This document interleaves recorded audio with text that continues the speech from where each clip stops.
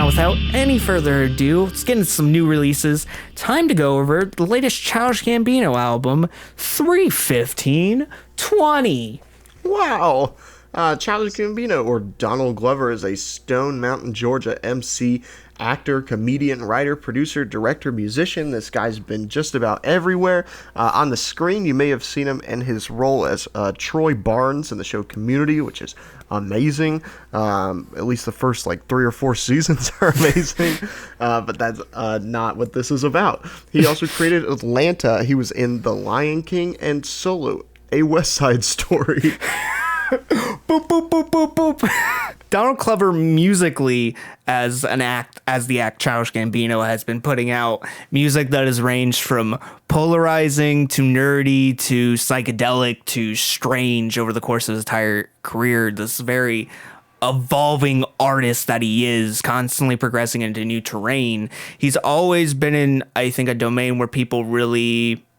Up until at least Wake in My Love, I think some people it was very polarizing in the sense where I think 50-50, some people don't like it, some people really enjoyed it. There's really no buffer area in between. I think with Camp, his debut album, he was very nerdy and corny as all hell, but there's some charming aspects into that. And I think if I reviewed that album now, I think maybe in some regards I wouldn't enjoy it as much as I did when I first listened to it when I was 15. The same would go for Because the Internet. That was such an album, I think, embroidered in that time period of 2013 and the beginning of this new internet age, mixing psychedelia with hip hop and creating this very verbose, strange landscape with all these weird synth induced instrumentals and all these weird components that really didn't fit well together, but also at the same time they traversed you on such a strange odyssey of a narrative that it ended up, while these pieces don't necessarily go together, they highlighted one another really well in this strange regard.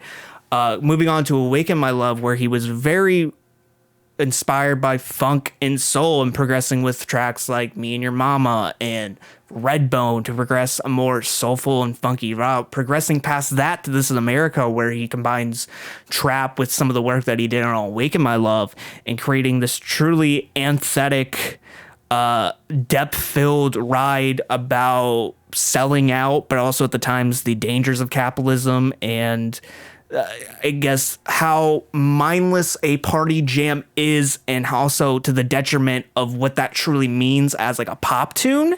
It's very complex, and it says a lot with super minimalism in songwriting. And I think it's truly a essential track. It's truly a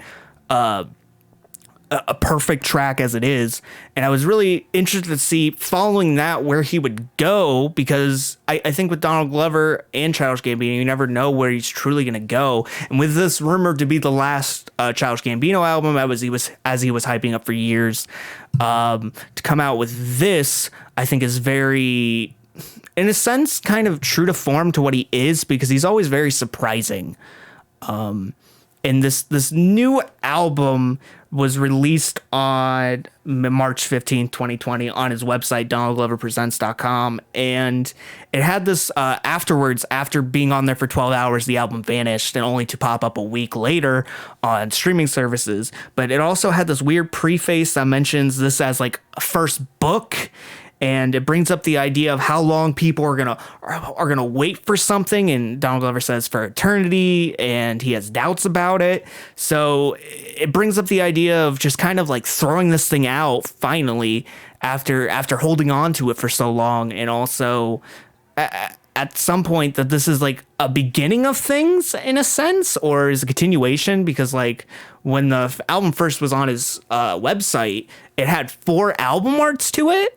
4 pieces, so I don't know if this is gonna expand into 3 other albums, because he brought up the idea of book 1. I don't know if this is the last Childish Gambino album. I really, there's just so many odds and ends that I don't know how they're gonna play out here, and I'm really interested to see how they will. But this album itself, it's true to form. When you see the album art, the pure whiteness, or as some versions have Donald Glover Presents on the top, It reminds me of a couple things. One, you get the Beatles' White Album, which is something at the time people really didn't understand.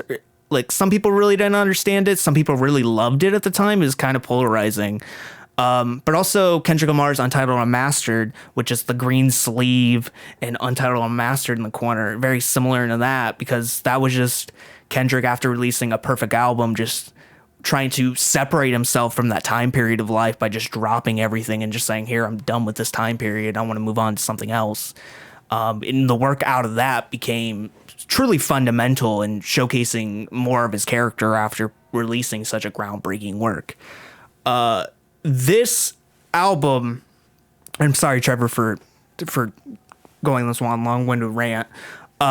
This album fundamentally, to me, is one of those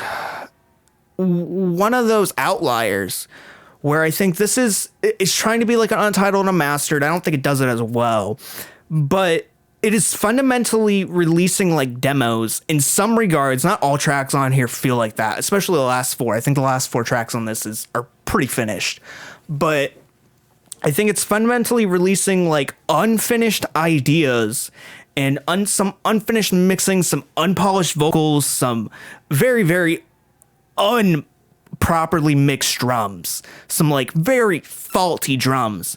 But in the end, like, all the flaws that this has really works together, in my opinion. I think it's fundamentally something I didn't really understand at first. When I sat through this album, I really thought there were a lot of flaws to it in the production. And just things seem so scattered and they seem so long, but like re-listening to it a couple more times, I think this thing just seems so fundamentally calm and confident in himself, and at the same time just effortless in a sense where it shows off a lot of the campy aspects of Donald Glover, and it almost takes you back to something where it's commendable, almost like in his like older days, like on camp, where it's like there's an element of cheesiness that's like it makes you squint a little bit. It can make you cringe, but at the same time you kind of admire him for that. So this album is essentially messy demos, but I think together they strung together to make a very cohesive project. I think there's times very experimental material on here. Not to say it's my favorite material on here, but moments like 3222 with which is my least favorite track on here, but it's also the most experimental track with the crushing bass, ear-throbbing pitching. It's like one of the most squeaky tracks I've ever heard in my life. And it's one of the tracks that comes off as like a full track, but it's just so out there in the sense where like this is just strange. It's just a complete oddity. Like, this is not how I was expecting to see Donald Glover portray himself, I guess, in this manner. This reminded me of a Yeezus cut almost. I think that's one of the albums you can compare this to, but I think it's packaging itself so much better than Yeezus, in my opinion. Because Yeezus, I think Yeezus has like better highs than this, but at the same time, I think this cohesively makes more sense as a project. I just thought like the huge like drums and all the like synth work and everything, but then also like a very interesting note. When I heard this, I thought that Travis Scott was actually on this track, but he was not at all. Because it would make sense. No, so like I think Gambino just programmed himself with the Travis Scott AI here. But like I texted one of my friends about it, and he said it's really interesting how much of Travis's identity comes from just that like sound and from that ad lib, and seeing Gambino do it just like the same way makes me realize that like Travis Scott really has like nothing super special about him. But like that is the most like I think squeaky moment on here, but you get other moments like the beginning moment, which is this ambient track with like glitchy echo vocals that like loop on into infinity. You get Algorhythm, which is this like dark electronica with filthy pitch down vocals. I like how across this entire thing like the filth blends together in his harmonies. It comes off as like this is truly flawed, but there's like such a beautiful essence in this flawed nature. And I think that goes against like all these crispy effects that are put across vocals on this entire thing. Something that like fundamentally it's flawed and it's like kind of shitty lo-fi, but it works as a characteristic in the album and everything that surrounds it, that I personally find it aesthetically pleasing.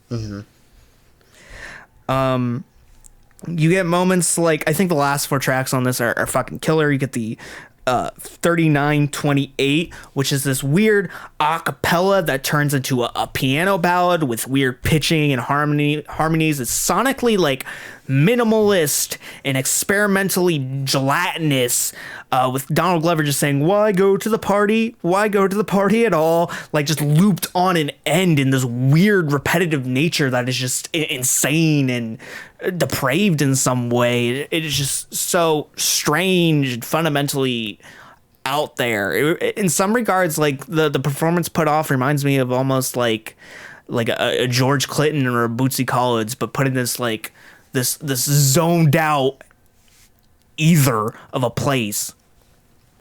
You get Feels Like Summer, which has this like, I think they're like baby noises topped on the beginning of it, which I think puts into the essence of where Donald Glover is after becoming a father, after the material on Awaken My Love. And the track, like, fundamentally, I didn't really care for it when it dropped as a single 2 years ago. But after the release of the music video for that song and the release of Guava Island, I've come to really enjoy just the nice... It's just a very simple pop tune that really showcases Donald Glover just finding simplicity, happiness and simplicity of just the feeling of summertime. I like the simple piano melody and the hollow percussion. It just really fundamentally is just pleasing to me.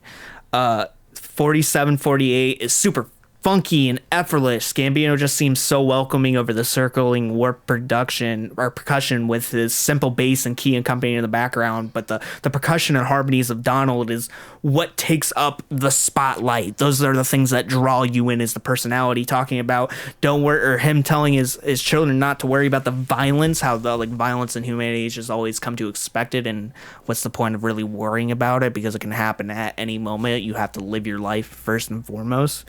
And the nice little end bit with Legend Glover, his son, saying, do you love yourself? And talking about all the things that he loves is just super sweet. And then going into the final track, 5349, where Donald Glover talks about loving himself over this super grandiose funk ballad, where Donald Glover transports you to another realm with his unprecedented performance, similar to that of Me and Your Mama and Redbone. He's talking about never said it, even though I probably should. I said I love me. I said I love me. Talking about how much as he loves himself and almost getting to a place of happiness, which is really nice. This album for me is a lot about Donald Glover finding happiness and comfort in life.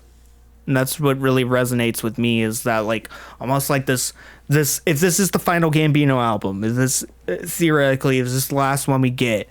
It's kind of like Donald Glover going off into the white abyss, him going off into the sunset. And that's kind of what I appreciate about it. Yeah, I would agree with that. A lot of this album actually reminds me of, and I'm surprised you didn't bring this up, Prince. Yeah. I got a very like Prince vibe, especially from like Algorhythm and Time and like 1238. And then like towards the end here, we start to get more of that. And then like, this really reminds me of like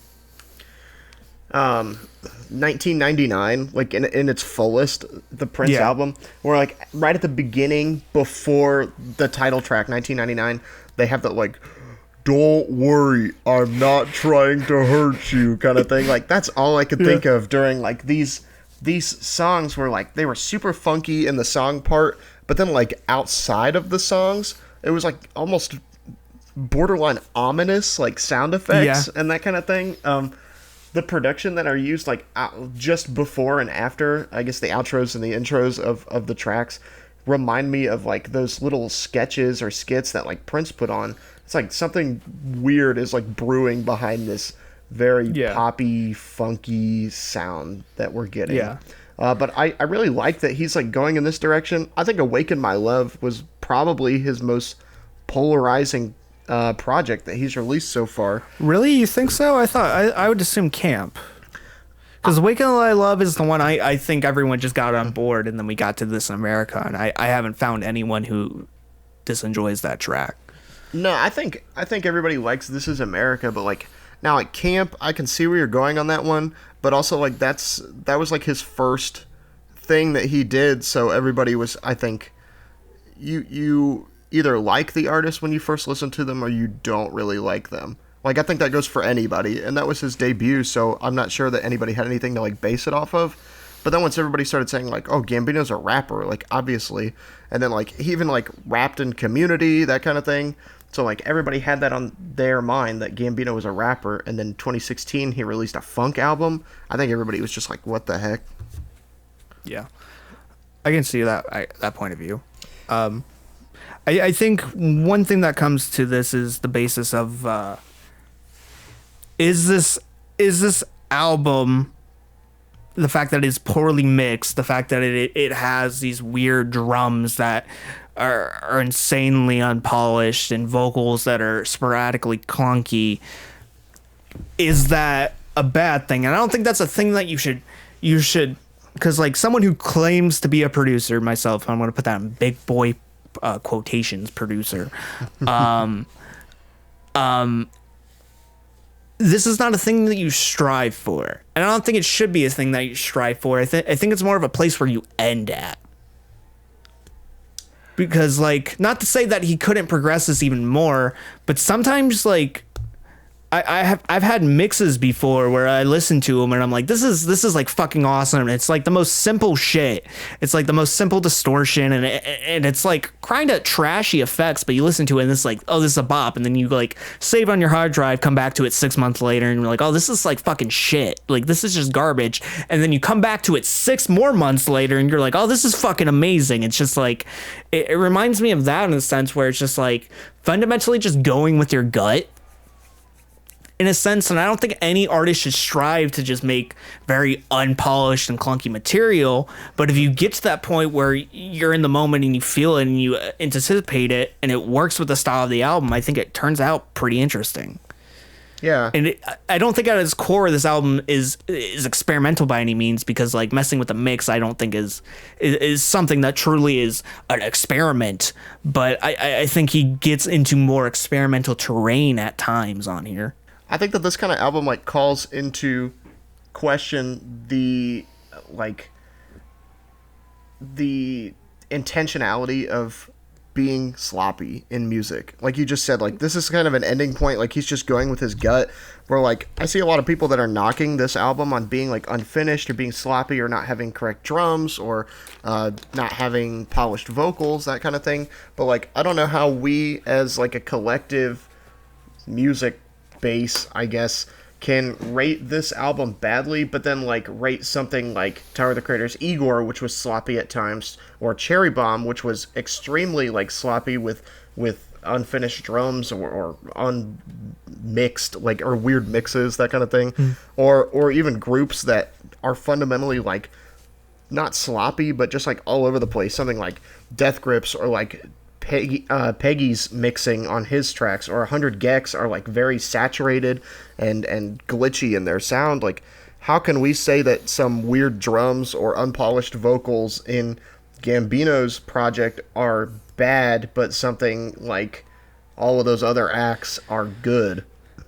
And I think like you said, like this is a good like ending point. Like I like that Gambino is finding happiness, or we can only assume, I guess, that he is finding happiness or bliss in making this music, or maybe we're getting something completely like wrong out of this. But I enjoy that he's comfortable with releasing like demo tapes, because I think that clearing your mind after a long time can be like helpful. And like we compared this to Untitled Unmastered, Kendrick only makes music, really, correct? Yeah. Gambino is all over the place. Like, he writes and produces and acts and does comedy and that kind of thing. Like, I literally just saw him on an episode of 30 Rock this morning. He wrote for comedy. He wrote for it, but then he had like a little cameo role. And I just remembered, I was like, man, this guy is in everything. Like, he has been around and does a lot more than just music. So for the people that are like upset that he hasn't released something in a long time, and then when he does release something and it's like kind of unfinished or and sporadic. Yeah. And it's not necessarily the most polished album in the world. Like, when would he have had the time to do that?